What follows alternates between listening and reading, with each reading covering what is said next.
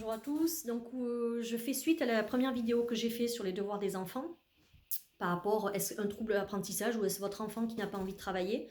Donc, l'idée de cette vidéo, c'est essayer de vous donner des petits conseils. Alors, les petits conseils, c'est si votre enfant a plusieurs devoirs à faire, essayez de ne pas consacrer beaucoup de temps dessus. C'est-à-dire lui dire, écoute, bon, je sais, c'est pas facile pour toi, les devoirs, t'as pas envie. On n'a pas le choix, donc on va faire un effort. Comme ça, l'enseignant verra que tu feras un effort aussi. Et ce sera bien pour tout le monde. Donc, lui dire, par exemple, allez, on va travailler sur une période de 20 minutes.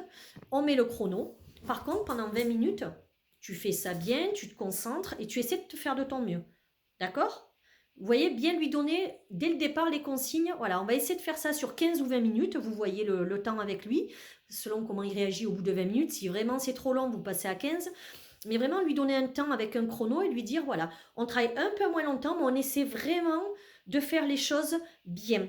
Moi, je pense que travailler 3 quarts d'heure, 1 heure, c'est difficile, encore plus pour déjà pour un enfant qui n'a aucune difficulté, je pense que c'est pas évident, surtout après avoir fait une journée d'école.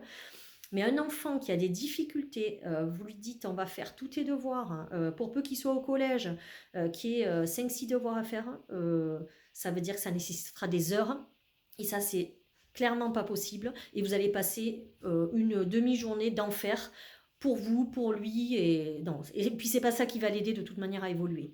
Donc selon moi, c'est bien de faire des petites périodes de 15 minutes, 20 minutes.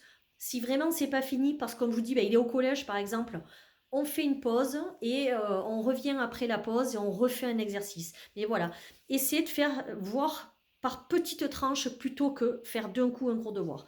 Après, concernant l'école primaire, travailler 15-20 minutes par jour pour un enfant qui a des difficultés, c'est largement suffisant parce que, comme je vous dis, l'enfant il ne sera pas en capacité de travailler plus.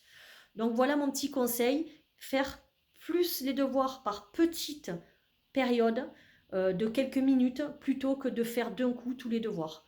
Même pour lui, ça lui permettra de souffler un peu entre ces périodes-là, de faire autre chose, d'aller courir, je sais pas, courir, regarder quelque chose, mais se défouler, aller dehors, grignoter si c'est l'heure de goûter par exemple. Mais je pense que voilà, c'est quelque chose qui pourrait vous aider énormément dans les apprentissages de votre enfant. Et ça vous fera du bien à lui, ça lui fera du bien à lui et à vous aussi. Voilà, au revoir.